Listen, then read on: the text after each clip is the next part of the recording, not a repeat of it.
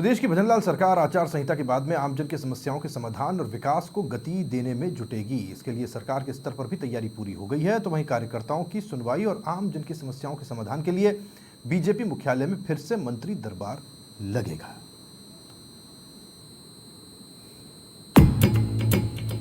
आचार संहिता के बाद फुल फॉर्म में दिखेगी भजनलाल सरकार, विकास को मिलेगी गति, तो आम जन की समस्याओं का होगा समाधान। सरकार के मंत्रियों का आम जन से होगा सीधा जुड़ाव। बीजेपी मुख्यालय में फिर से सजेगा मंत्री दरबार। प्रदेश मुख्यालय में मंत्री करेंगे जन सुनवाई, आम जन की समस्याओं का करेंगे निस्तारण। 4 जून के बाद शुरू होगी जन सुनवाई।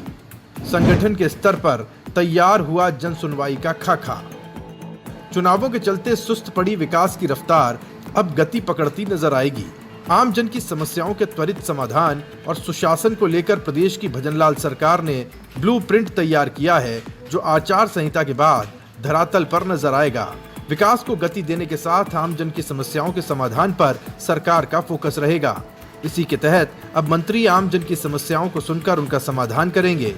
आचार संहिता खत्म होने के साथ ही प्रदेश बीजेपी मुख्यालय में मंत्री दरबार लगने की शुरुआत होगी। मंत्री दरबार को लेकर अभी कोई तारीख तो फाइनल नहीं हुई है, लेकिन संगठन स्तर पर तैयारियां पूरी कर ली गई हैं। 2 मंत्री और 1 पार्टी पदाधिकारी प्रतिदिन जन सुनवाई करेंगे और आम जन की समस्याओं को सुनकर उनका समाधान करेंगे।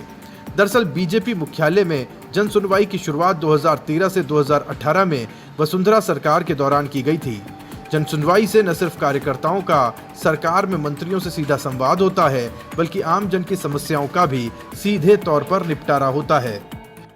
देखिए, भारतीय जनता पार्टी की परंपरा रही है, हम जनता के समस्या का समाधान करने के लिए अधिक से अधिक चैनल बनाने की कोशिश करते हैं।